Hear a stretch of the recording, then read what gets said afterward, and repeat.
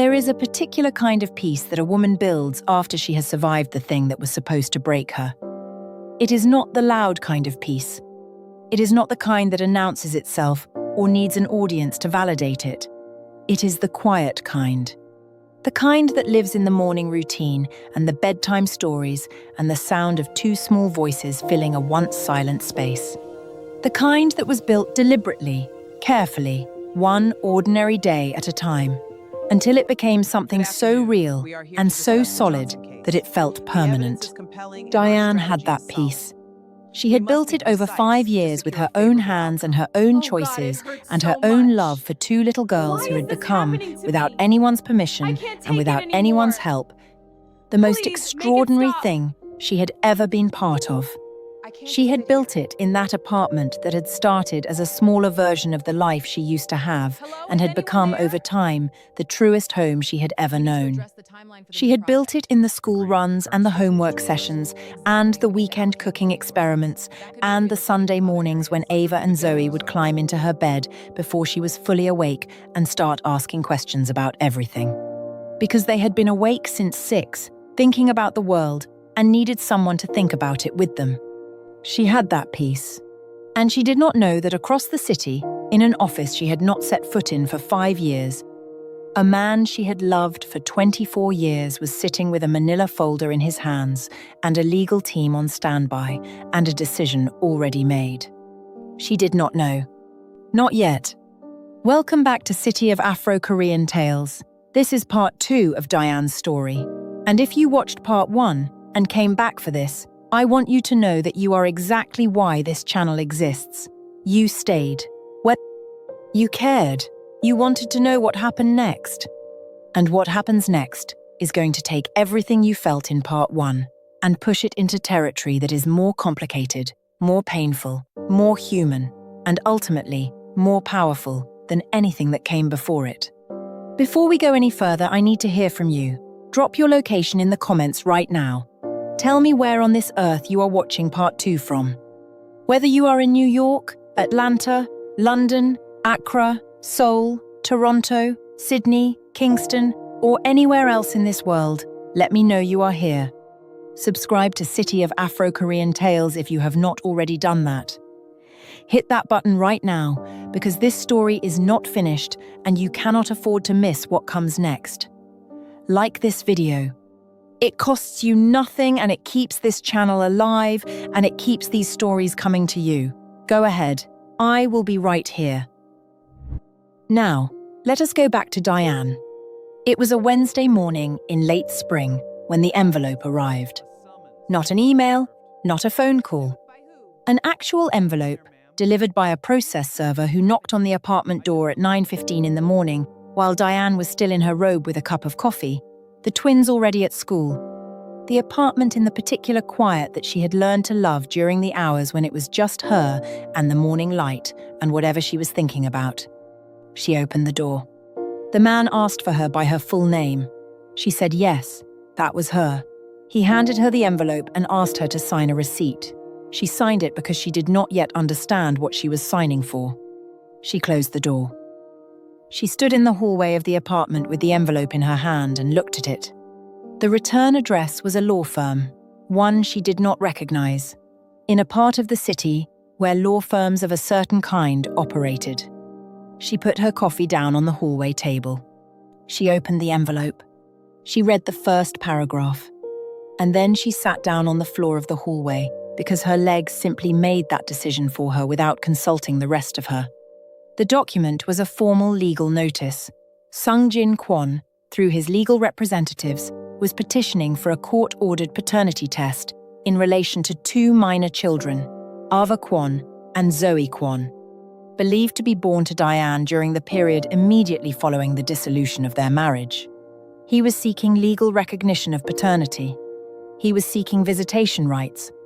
He was seeking, the document made clear in the careful language of people who are paid to make devastating things sound procedural, to establish his legal relationship with his daughters. His daughters. Diane sat on the hallway floor with the document in her hands, and she read it 3 times. Not because she did not understand it the first time, because she needed to read it 3 times to fully believe that what she was reading was real. 5 years. 5 years she had carried those girls alone. 5 years she had gotten up every morning and done every single thing that needed to be done without one word, one phone call, $1, one moment of acknowledgement from the man who had looked her in the face and told her to leave the home they had shared for 24 years. 5 years she had watched Ava and Zoe become who they were becoming, had sat through the school performances and the auditions and the movie set days and the premiere night and the social media explosion and all of it. Every single moment of it, alone. Not once in those 5 years had Sung-Jin Kwon picked up a phone and asked how she was. Not once had he wondered what had happened to the woman he had discarded. Not once had he shown any indication whatsoever that the chapter he had closed by telling her to pack her things was a chapter that contained anything he felt responsible for. And now that 2 little girls with his cheekbones and his eye shape had appeared on a television screen and become famous and undeniable, now he wanted to establish his legal relationship with his daughters. Diane put the document down on the hallway floor beside her. She looked at the ceiling. And then she did something that surprised even herself. She laughed. Not from amusement, from the particular absurdity of a situation that is so far beyond what you prepared yourself for that the only honest response your body can produce is laughter. She laughed for about 30 seconds in the hallway of her apartment, alone, with a legal document on the floor beside her. And then the laughter stopped, and something else replaced it that was quieter and more serious and considerably more dangerous. She picked up her phone and called her attorney. Her attorney was a woman named Gloria Washington. Gloria was 60 years old, Black American, with silver natural hair cut close to her head, sharp dark eyes behind elegant gold-rimmed glasses, and the particular energy of a woman who had spent 4 decades watching powerful men underestimate the women across the table from them, and had built an entire career on the consequences of that underestimation. She had handled Diane's divorce 5 years ago with the thoroughness of someone who understood exactly what 24 years of a woman's life was worth and was not interested in accepting anything less than that. Number.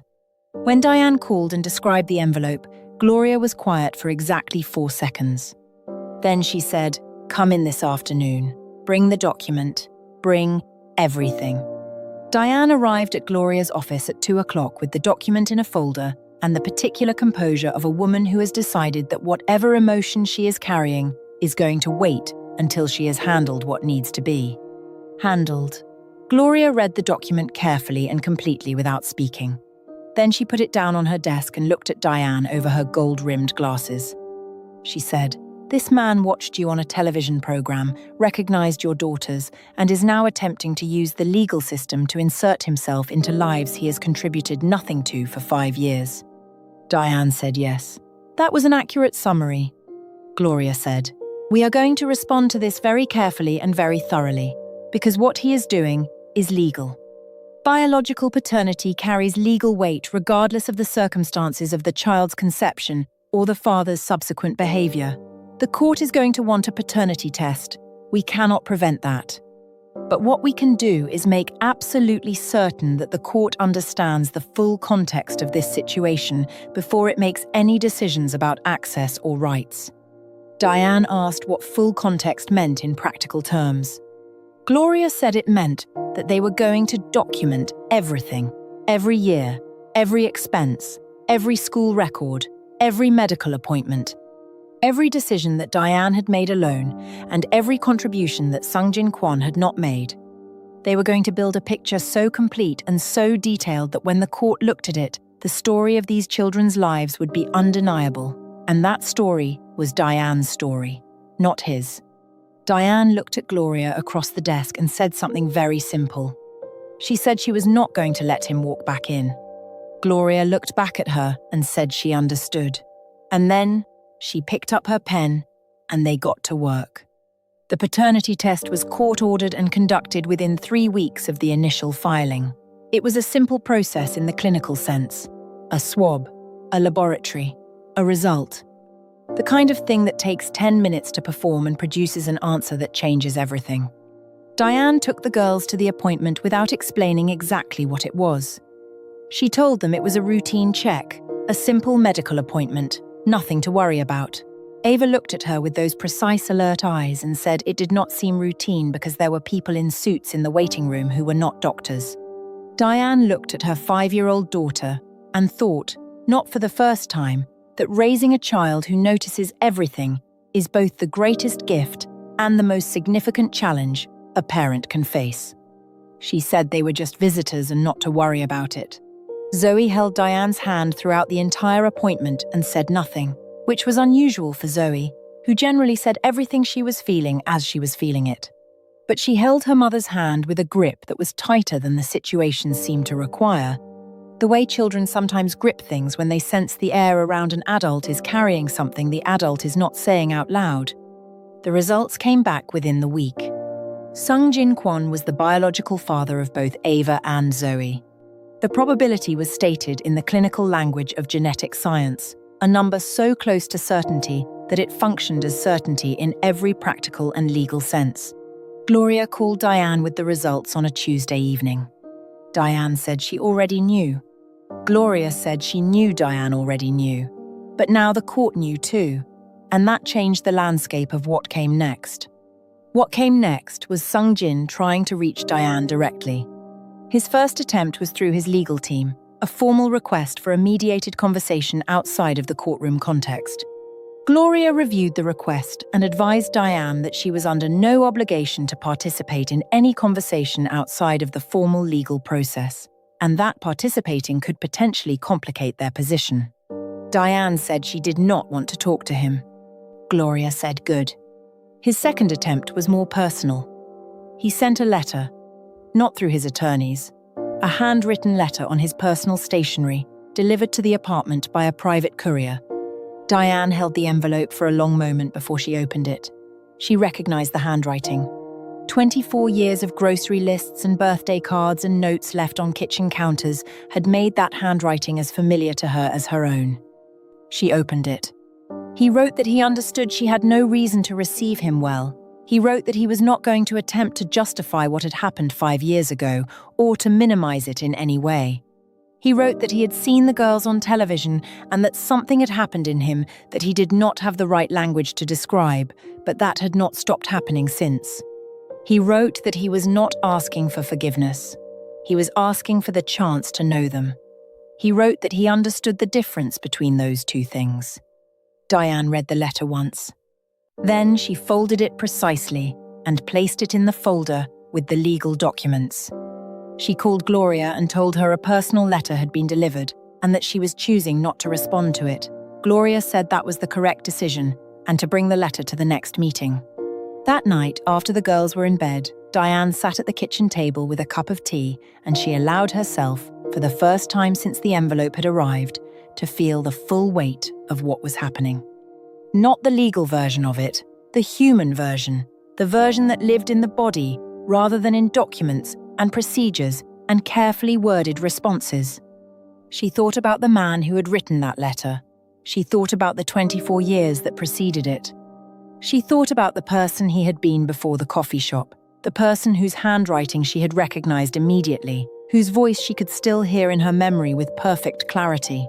She thought about the morning he had told her to leave, the specific quality of his composure in that moment, how measured he had been, how clearly he had already decided everything before he sat down to tell her. And she thought about 5 years of mornings, of getting up alone and making lunches and checking homework and attending school events alone and sitting in the audience at the audition alone and standing on the sidelines of the movie set alone and watching her daughters become extraordinary, without one single person beside her who had an equal stake in what was unfolding. She thought about all of it. And then she finished her tea and went to bed. Because she had an early morning and 2 daughters who needed her present and a legal battle to prepare for, and Sung-Jin Kwon had already taken enough of her years, he was not getting her sleep as well. Now I need to stop here, because what is coming next in this story is the part that is going to test everything you thought you understood about justice and fairness and what biology actually owes a person versus what presence and sacrifice and daily love actually builds. And I want you to be ready for it. But first, I need to hear from you. If you are still watching, if this story has you and you cannot look away, drop a comment right now and tell me where you are watching from. Tell me what you are feeling. Tell me whose side you are on and why, because I promise you the comments section on this story is going to be one of the most interesting conversations this channel has ever had. Subscribe if you have not already. Like this video, and let us keep going, because the courtroom is coming. The first formal hearing was held on a Thursday morning in a courthouse that was all marble floors and fluorescent lighting, and the particular institutional atmosphere of a place where important things are decided by people who are trying very hard to appear neutral. Diane arrived with Gloria. She was wearing a fitted deep navy blazer over a white silk blouse, tailored black trousers, and pointed black heels. Her hair was in a sleek professional updo. Her expression was composed and clear and gave away absolutely nothing that she had not decided in advance to give away. She was 48 years old, and she walked into that courtroom the way she walked into every room, with her back straight and her chin level, and the particular bearing of a woman who understands that how you carry yourself in the moments that matter is a form of power that nobody can take from you. Sung-Jin arrived with his legal team. He was wearing a perfectly tailored dark charcoal suit, his silver-touched dark hair neatly styled. He looked the way he always looked in formal settings, composed, authoritative, in command of his own presence. But when he walked into the courtroom and saw Diane seated at the opposite table, something in his expression shifted by the smallest possible degree. Something that his legal team did not see and that the judge did not see, but that Diane, who had spent 24 years learning to read this man's face, saw clearly. He had not been prepared for how she looked. Not physically. He had seen her on the television. He knew she was still herself. What he had not been prepared for was the quality of her presence, the completeness of it. The way she occupied that seat at that table, as though she had been in this courtroom 1,000 times before and knew exactly what she was doing here and was not afraid of any of it. She was not the woman he had sent packing 5 years ago, or rather, she was entirely that woman. But 5 years had done something to her that he was only now, sitting across a courtroom from her, beginning to understand. She had become fully herself. And that was the most powerful thing he had ever seen her be.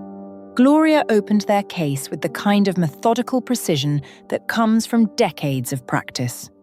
She laid out the timeline with complete clarity. The 24-year marriage, the separation initiated by Sung-Jin, the discovery of the pregnancy after Diane had already vacated the marital home. The complete absence of any communication, financial contribution, or acknowledgement from Sung-Jin during the pregnancy, the birth, and the 5 years of the children's lives that followed. She placed document after document before the court, medical records, school records, financial records, showing every expense Diane had covered alone. Photographs of every significant moment in the girls' lives that Sung-Jin had not been present for. And then she said something that the courtroom went very quiet for. She said that her client was not here today to prevent a biological father from knowing his children. She said that her client understood the complexity of that question and was not dismissing it. But she said that the court needed to understand the difference between a man who had been kept from his children and a man who had not known his children existed and had made no effort to find out, and a man who had seen his children on a television screen after they became famous and had only then decided that his biological connection to them entitled him to a legal relationship with them. She said the court needed to ask itself which of those 3 men Sung-Jin Kwon was. The courtroom was very quiet. Sung-Jin's lead attorney rose and made his counter-argument with equal skill. He said that the circumstances of the discovery did not diminish the biological reality of paternity. He said that his client had not known about the pregnancy because he had not been told, and that a woman who chooses not to inform the biological father of a pregnancy cannot subsequently use that choice as grounds to deny him access to his children. He said that Sung-Jin was prepared to take full financial responsibility from this point forward and to engage in whatever process the court deemed appropriate to build a relationship with his daughters in a manner that prioritized their well-being. He said the girls deserved to know their father. Gloria stood up again and said her clients, the minor children, were 5 years old and had been raised in a home with one parent who had given them everything. She said the court should be very careful about the kind of disruption that introducing a stranger, regardless of his biological connection, might cause to children whose lives were already in the public eye and whose stability was their most valuable asset. The judge listened to all of it. And then she said she was going to need time to consider. She scheduled a follow-up hearing.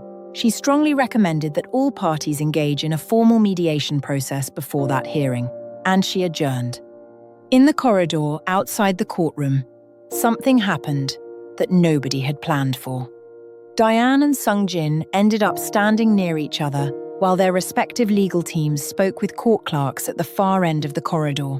Gloria was occupied for exactly 4 minutes. 4 minutes in which Diane and Sung-Jin stood approximately 6 feet apart in a marble courthouse corridor without a table or an attorney between them for the first time in 5 years. Diane looked at him. He looked at her. He said her name, just her name, the way he had always said it, and she had not thought about the specific way he said her name in 5 years because she had been very deliberate about not thinking about it. And hearing it now in that corridor was more complicated than she had expected. She did not say anything. He said he was sorry, not in the way of the letter, carefully constructed and considered, just 2 words, standing in a corridor with none of the architecture of a formal apology around them. Just the words themselves. She looked at him for a long moment. And then she said something that she had not planned to say, and that surprised her as she said it. She said sorry was not something she needed from him anymore. She said what she needed, and what his daughters needed, was for him to understand that 5 years had happened, and that those 5 years could not be undone by a legal filing or a letter or 2 words in a courthouse corridor.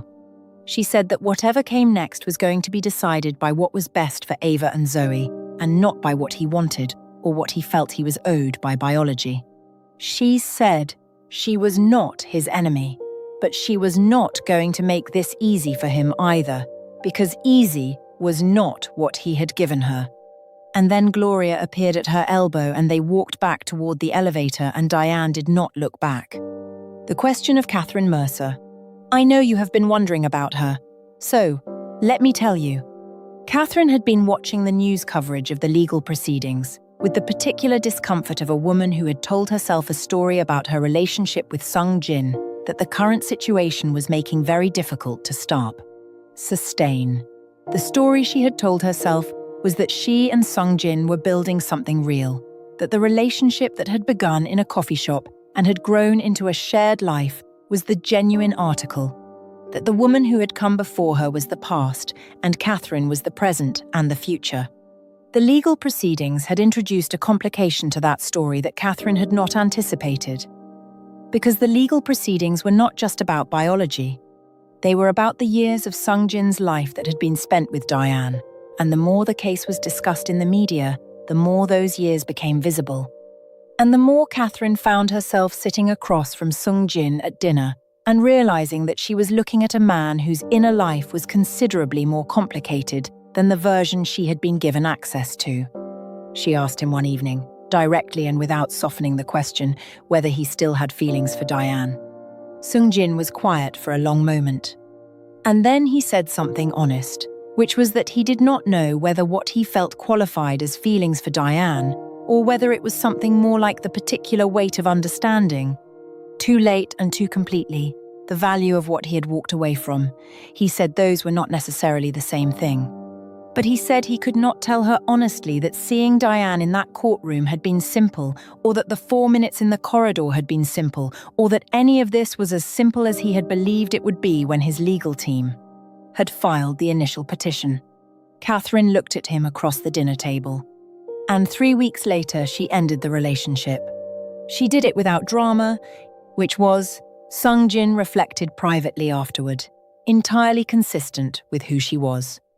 She said she had entered into something she had not fully understood the dimensions of, and that she thought it was better for both of them to acknowledge that before more time passed. She wished him well. She meant it. And she left. Sung-Jin sat in the house that had once been his and Diane's, and was now just his, and had been Catherine's for a while, and he was alone in it in a way that was different from how he had been alone in it before. Before he had been alone by choice. Now he was alone with the full knowledge of what his choices had produced. The mediation sessions were held over the course of 6 weeks. They took place in a neutral office space with a professional mediator and both legal teams present. Diane and Sung-Jin sat at opposite ends of a table, and the mediator facilitated a conversation that was, in the beginning, almost entirely conducted through their attorneys and through the formal language of legal process, rather than through anything that resembled two human beings who had once known each other completely. But mediation has a way of wearing through the formal language eventually, because formal language is a layer, and layers are temporary. By the third session, something had shifted enough that direct words were being spoken across the table with the attorneys present but not speaking. Sung-Jin said he was not trying to take the girls from her.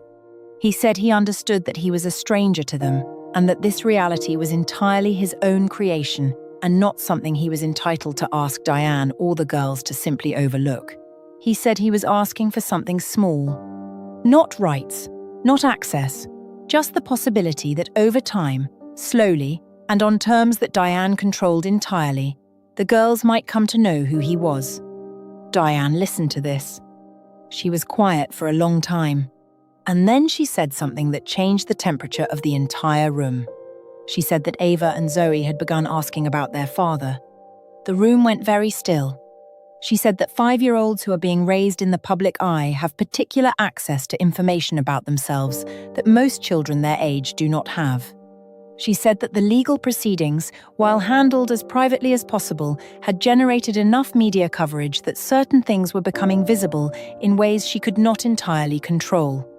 She said that Ava, who noticed everything, had found a news article on a tablet and had come to Diane with it, and had asked a question that Diane had not been prepared for. She said Ava had asked if the man in the article was their father. Diane said she had told Ava the truth. Not all of it. Not the version with all of its complexity and pain and 24 years of history, but the basic truth. She had told her that yes, the man in the article was their biological father. She had told her that it was complicated and that Diane would explain more as they got older and were ready for more of the story. She had told her that the most important thing to know was that Diane had always been there and always would be, and that nothing about that was going to change. She said Ava had nodded with those precise, alert eyes and said okay and gone back to her homework. But she said Zoe had cried, quietly and briefly, the way Zoe processed big feelings, feeling them completely and then setting them down. And she had asked Diane one question. She had asked if he knew about them. And Diane had said yes. He knows now. And Zoe had said okay, and hugged her mother for a long time without saying anything else. Diane looked at Sung-Jin across the mediation table and said that she was telling him this not because she wanted him to feel the weight of it, though she imagined he was feeling it anyway. She was telling him this because her daughters were real people who were already living inside this situation and whose experience of it mattered more than anything either of the adults in this room wanted or felt or believed they were entitled to.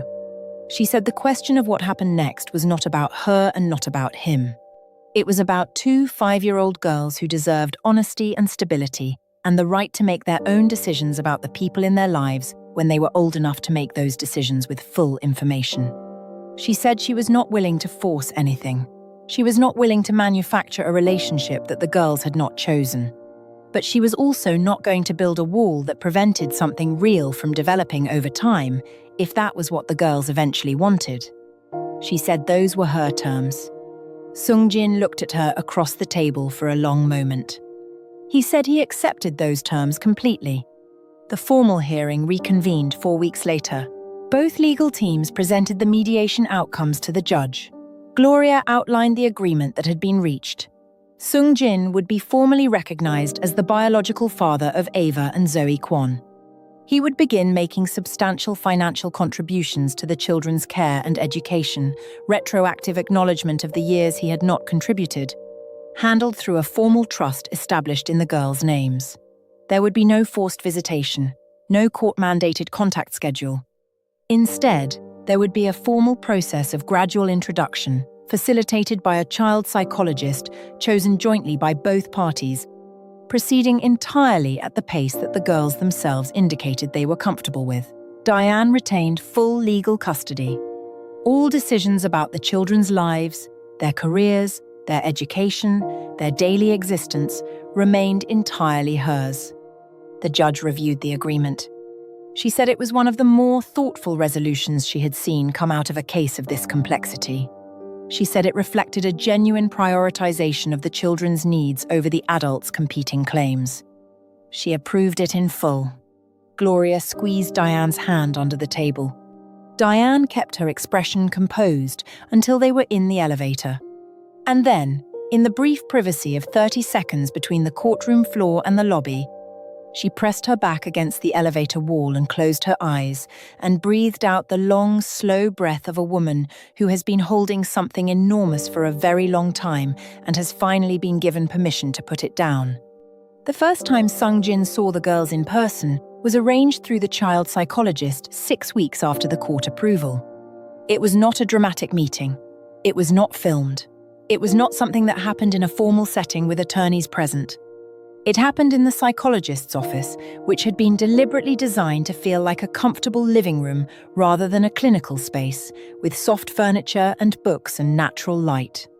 The psychologist had spent 3 sessions with the girls preparing them, answering their questions at their level, giving them language for what they were about to experience. Diane brought them.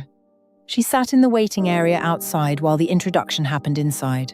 She sat in a chair with her hands folded in her lap, and she looked at a spot on the carpet, and she breathed steadily. The psychologist had told her this was right, that being present but not in the room was exactly the correct balance for this particular moment. That the girls needed to experience this without their primary source of security in the same space, not because Diane was anything other than their anchor, but because the presence of the anchor sometimes prevents people from swimming on their own. Diane understood this intellectually. Emotionally, it was the hardest 35 minutes of the last 5 years. She did not hear what happened inside the room. She heard, at one point, a sound that might have been Zoe laughing at something. And she heard, at another point, what she was fairly certain was Ava asking a question in the particular tone Ava used when she was getting the measure of someone new, sharp, direct, genuine. Someone.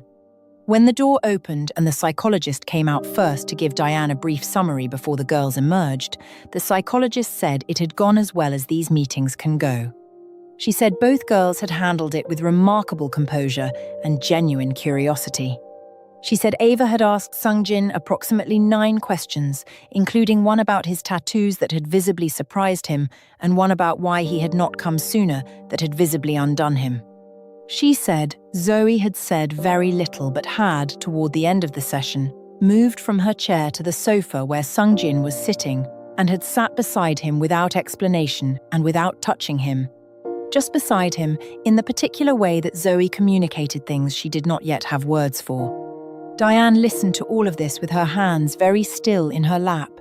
When the girls came out, they went immediately to her, both of them, the way they always did. She hugged them both at once. Over their heads, she could see Sung-Jin standing in the doorway of the psychologist's room.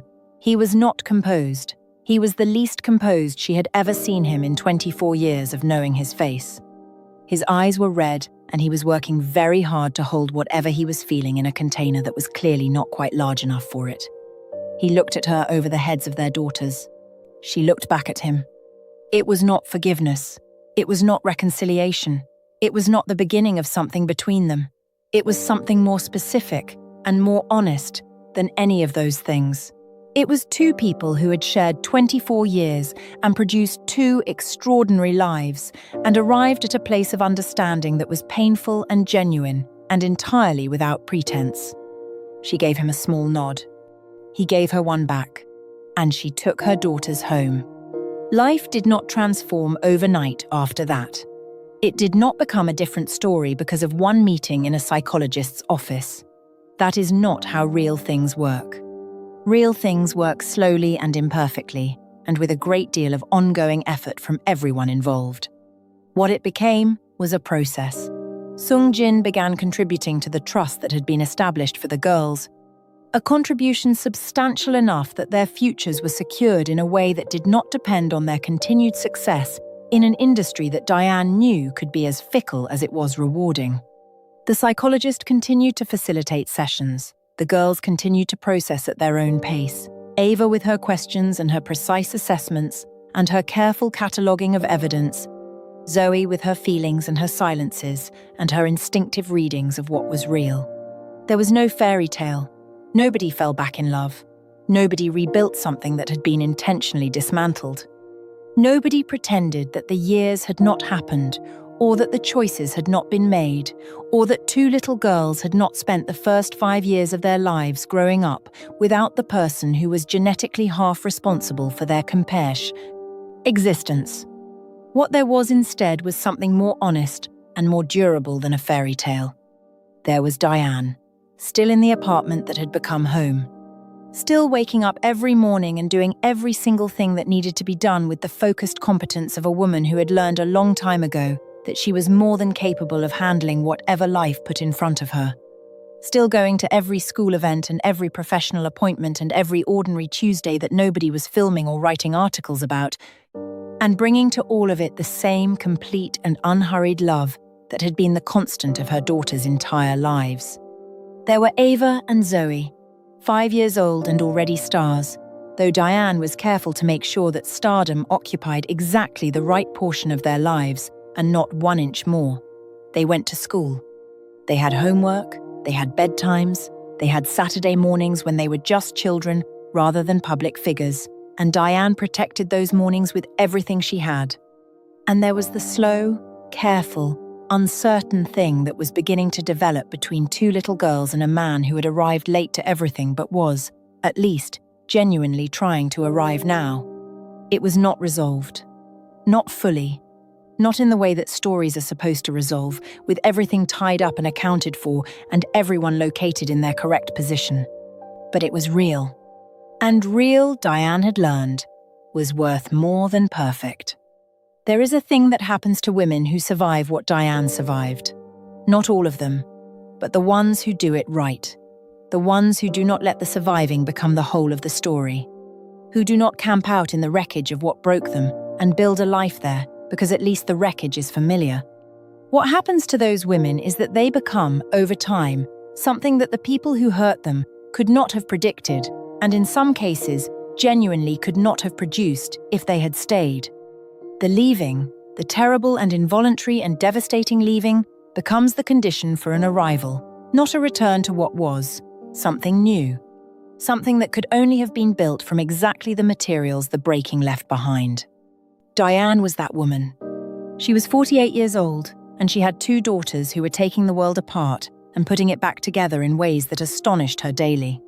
She had an apartment that was more home than any square footage she had ever occupied. She had a career in a new direction, one that had grown out of the girls' industry, and that she was navigating with the same competence she brought to everything.